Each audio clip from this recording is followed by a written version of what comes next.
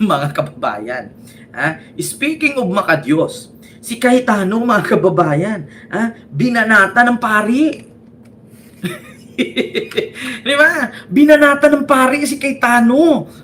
Tignan nyo, ultimo pari, nireal talk si Cayetano. Ito. Mga kababayan, ako po, Diyos ko po, nakakahiya po ito. Pari na mismo, pakinggan ninyo, sabi ni Father, pakinggan natin si Father, mga kababayan. Asaan na ba tong boses ni Father?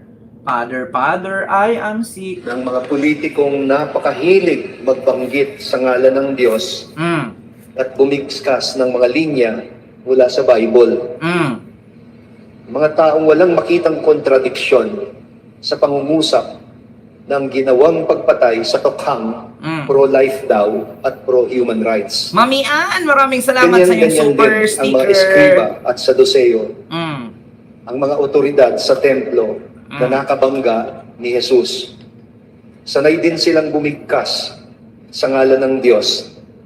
Pero imbes na gawing bahay dalanginan ang templo para sa lahat, ginawa daw itong isang lungga ng magnanakaw. Kumbaga sa puno ng igos, puro forma lang. Pero walang ibinubunga, kaya't kasumpa-sumpa. Di ba? I-26. Ngayon, naintindihan nyo na ang sinabi ni Father. Naintindihan nyo na ang sinabi ni Father, mga kababayan? Imbis na ang Senado ay gamitin, kasi part of legislative ang Senado Pero anong ginawa? Yun na yung opisina ng mga kawatan. Ang Senado is a sagrado yan, sagradong institusyon yan.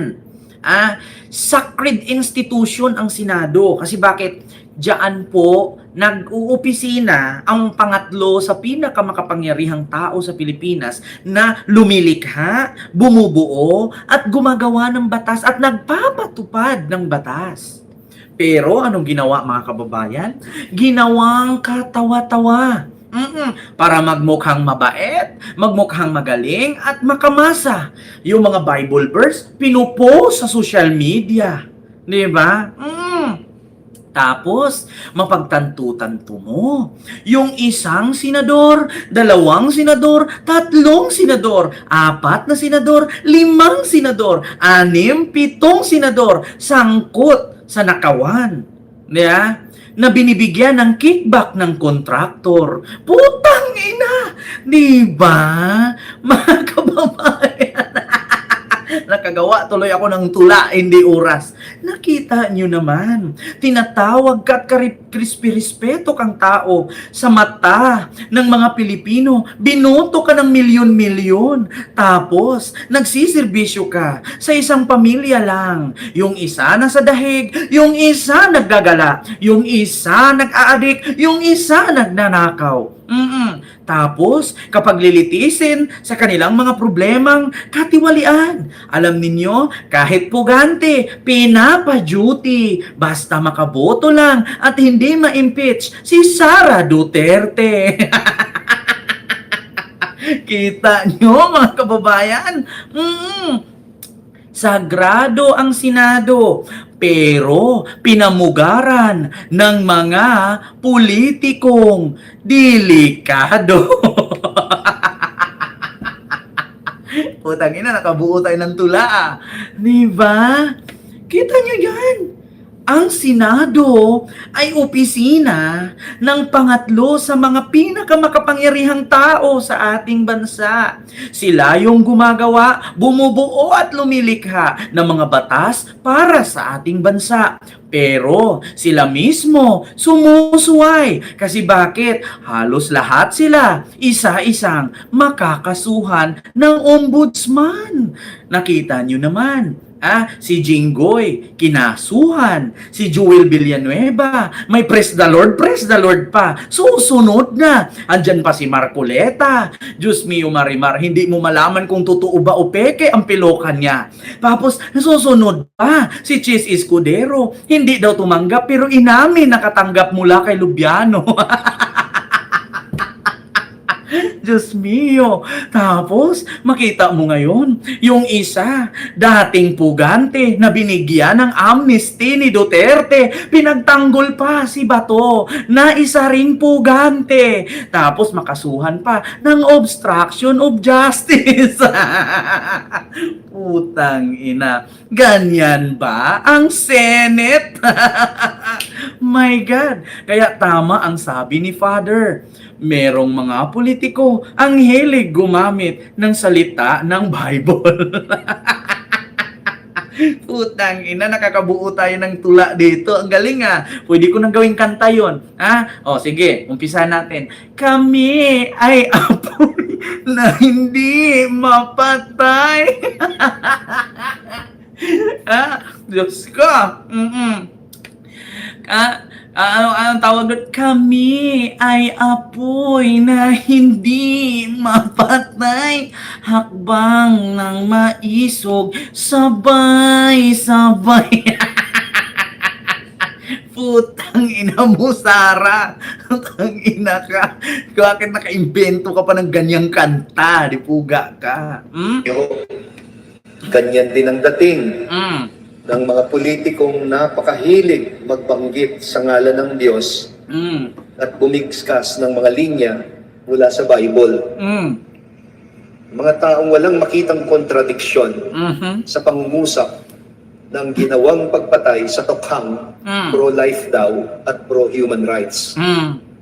Ganyan-ganyan din ang mga eskriba at saduseyo, ang mga otoridad sa templo na nakabangga ni Jesus. Sanay din silang bumigkas sa ngalan ng Diyos. Pero imbes na gawing bahay dalanginan ang templo para sa lahat, ginawa daw itong isang lungga ng magnanakaw. O, di ba? Kita ninyo? Imbis na ang Senado, gawin ninyong bahay, no, ng mga nirerespetong tao. Ma'am Lisa, maraming salamat ulit po, ma'am, sa iyong palipad. Thank you so much. Pero anong ginawa? Ginawang lungga ng mga kawatang senador.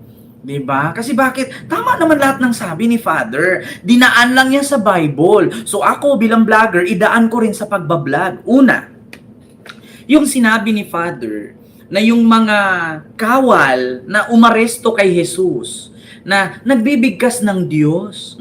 So sa madaling salita, yung mga senador na gumawa ng batas, nagpapatupad ng batas, at maglilitis sa mga magnanakaw, imbis na sila ang maglilitis, sila ngayon ang pumuprotekta sa lilitisin. Una, ang impeachment nilagay sa Philippine Constitution para sa tao. At panglaban ito or shield ito sa mga politikong kawatan. Pero anong ginawa ng mga senador? Yung impeachment na nilagay sa konstitusyon na para sa taong bayan, ginamit ito kay Sara para maligtas si Sara sa mga pagnanakaw niya. 'Di ba? Bakit mga kababayan, naramdaman niyo ba ang salitang impeachment para ba sa bayan? Nakuha niyo ba ang hustisya? Saan ba napunta ang impeachment? Di ba ginamit nila itong impeachment pang shield? Imbis na i-forthwith, hindi na forthwith. Anong ginawa? Hindi na tuwid, nabaluktot. Na backward. Diyos mio marimar. Imbis na umpisahan, dinaan sa adjourn ni Joel. Di natapos. Ngayon, imbis na ipatuloy, na-archive. Tapos ngayon, imbis na umpisahan na imbis na umpisahan na ang impeachment trial ni Sara, hindi na naumpisahan. Bakit? Kasi dinaan nila sa drama. Kita nyo mga kababayan, Napansin nyo ba? Kung noon, ang sabi nila, hindi daw forthwith ni Chis Escudero. Asan yung sabi may 13 umpisahan? Naumpisahan ba? Wala, kasi nagdrama sila. Dinaan nila sa sigalot, dinaan nila sa away-away, si Bato, putukan. Asan na yung impeachment? Nakalimutan na. Diba? Napansin nyo ba, mga kababayan? May 13 umpisahan. Putang ina, may 31 na. June 1 na bukas. Asaan na? Diba? Dinaan sa drama. Asan yung impeachment ni Sara? Wala, nakalimutan na. Napunta na dun sa drama-drama. Ngayon, sige, sabihin ninyo ngayon, tama ba na si Cayetano ang maging Senate President? Hindi po. Bakit? Asan yung impeachment trial? 13. 13 ang sabi, umpisahan na daw. 13, so 14, 15, 16, 17, 18, 19, 20, 21, 22, 23, 24, 25, 26, 27, 28, 29, 30, 31. 18 days na, wala pa rin impeachment trial. Putang ina. Kaya mga kababayan, huwag kayong pumayag na imekos-mekos lang yan.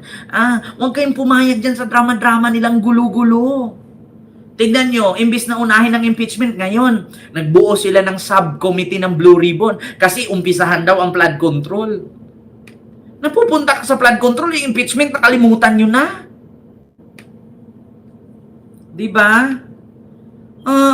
Proud OFW, maraming salamat po ma'am sa yung super chat, diba? Isipin nyo mabuti. Asan na yung impeachment? May 13 daw. Ipinalitan si Tito Sen, May 31 na. Wala na. Nga. Wala. Nga. Diba? Ayun nga, Mama Reflor bumagat Wala pong magawa. Actually, ito sa mga hindi po nakakaalam. Una, bakit hindi si PBBM manguna dyan sa impeachment ni Sara? Ganito lang yan kasimple Kung talagang gusto nyong si PBBM gumalaw, no, para maumpisahan yung impeachment, pwede po mag-caucus lang, magpatawag ng forum si PBBM sa mga kongresista at senador na umpisahan na yan, or kahit sa senador kasi tapos na sa Congress magpatawag yan si PBBM ura-urada, pwede yan. Kaso ganito po yan mga kababayan. Una, alam nyo ba na kapag mangialam ang presidente dyan sa impeachment ni Sara, babagsak ang ekonomiya? Una, ang trabaho ng presidente ay tignan, silipin, inspeksyonin yung mga problema sa ating bansa. Ma'am Lisa, maraming salamat ulit ma'am sa iyong palipat. Thank you so much. Ngunit, mga kababayan, kung mag-focus si PBBM, pati ang gabinete nasa impeachment na. So, mapabayaan ang takbo ng ekonomiya. So, lalagapak tayo. Kung ang dolyar ngayon ay 60, mag-61 na, baka aabot pa ng 70 yan. Una, hindi na ma-focus kasi sa economics ang presidente, nasa impeachment na. So, alin ang uunahin mo? Kung presidente lang din naman ang mga ngasiwa at mangunguna sa impeachment, bakit naglagay ka pa ng senador? Katulad lang yan sa Davao. Sa dami ng droga, sa dami ng krimen, si PBBM ang sinisi ni Baste. So anong kwenta niya? Di ba siyang mayor? So bakit sasahuran pa ka pagka mayor kung si PBBM lang din naman ang susugpo sa krimen at sa droga sa Davao? Ganon din sa Senado. Bakit si PBBM pa ang mangunguna dyan para umpisahan ng impeachment na may mga senador namang sinasahuran? Ang laki nga ng nanakaw nila Tapos si PBBM pa ang gagawa. Tanggalin na lang yung Senado kung si PBBM lang din naman pala. Diba? Ganun yun mga kababayan. Kung si PBBM pareho lang sa utak ni Digong, matagal lang na-abolish yung Senado. Yung sabi lang ni PBBM na parang horror daw, hindi naman daw ganyan nung senador siya. Diba? Kung tutuusin, pwedeng gamitin ni PBBM yan, gulo sa Senado. Tapos itong putukan sa Senado, pwedeng gamitin ni PBBM yan para may rason siyang magdeklara ng revolutionary government. Sa totoo lang, sa gabinete ni PBBM, kahit ilang beses magpalit ng tao dyan sa gabinete, si Pangulong Bongbong Marcos Jr., hindi gaganda ang ekonomiya at ang ating bansa. Bakit? Halos kasi lahat ng kinukuha ni PBBM, bayad ni Digong. Halos lahat ng mga politikong naipasok ni PBBM ngayon sa gabinete niya, puro tuta ni Digong. Kaya isa lang advice ko kay PBBM, kumuha ka kaya ng mga politiko sa liberal, isama-sama mo lahat. Ilagay mo sa gabinete mo si Kiko, si Risa, si Bam, si Trillanes, si Jokno, si Dilima. Tignan natin kung hindi maubos lahat yung kalaban mo. Diba? Alam nyo, sa totoo lang, kung gusto nyo nang gumanda ang Pilipinas, PBBM, nanawagan ako sa'yo, tanggalin mo lahat ng nasa gabinete mo, palitan mo ng liberal politician.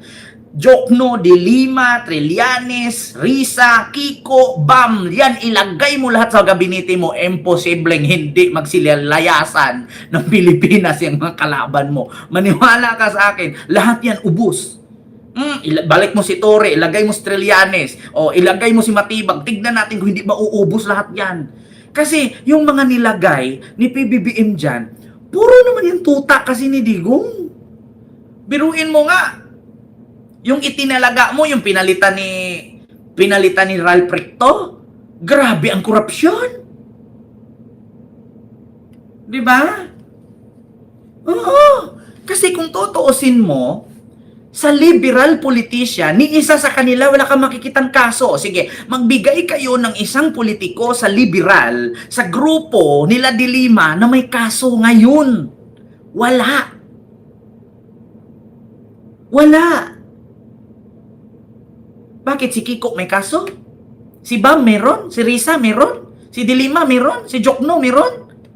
Kaso doon kay Manscarpio, kaso wala rin kasi bakit? Kahihiyan lang yun eh. Kaya nag-file siya ng ganun eh. Si Trillanes, kinasuhan ni Carpio. Tapos ngayon, pag ipaharap yan, kasabi nga ng Trillanes, ever since wala naman akong binigkas ng Carpio eh. Bakit si Carpio ang nag-file, hindi si Sara? Diba? Kaya sa totoo lang, kung gusto ni PBBM gumanda, ang iniiwasan lang kasi ni PBBM, mga kababayan, nagtatanda na kasi yung tao. Kasi kahit baliktarin natin ang mundo, ang liberal, hindi talaga po pwedeng maging kaibigan ni Marcos. May sarili silang agenda. Si Marcos may sarili ding agenda. Kung si Marcos ay lalamunin ng liberal, wala na. Wala nang Marcos. Dilawan na lang meron. Pero syempre si Marcos, loyalista yan, hindi naman po pwedeng ang loyalista bibitawan niya para lang sumanib siya sa liberal. Siyempre may grupo din naman si Marcos. Sana naintindihan natin. Pero kung ako lang tanungin as a vlogger, sa tagal kong nagko-content, halos 2 taon na. Kung gusto mong malinis ang ating bansa, PBBM, ilagay mo dyan puro liberal politician. Tignan natin kung lahat ng mga DDS hindi magsilayasan sa Pilipinas yan. 'Di ba? Ang problema lang kasi mga kababayan, iba kasi yung alliance ni PBBM. May alliance ang liberal, may alliance ang si PBBM. Kaya mahirap. Mahirap kasi mga kababayan. Kasi syempre mga kaibigan na din niya. Matagal na niya mga kaibigan. Hindi naman po pwedeng bitawan ko yung alyansa ko. Mag-liberal ako. Hindi naman ganun. Marami din naman magagalit niyang kaibigan. 'Di ba? Kaya may kasabihan nga tayo mga kababayan, it's better na magkaroon ka ng kaibigan na dati mong kaaway kaysa magkaroon ka ng kaaway na dati mong best friend. Kasi bakit ultimo hibla ng bulbul mo? Di ba?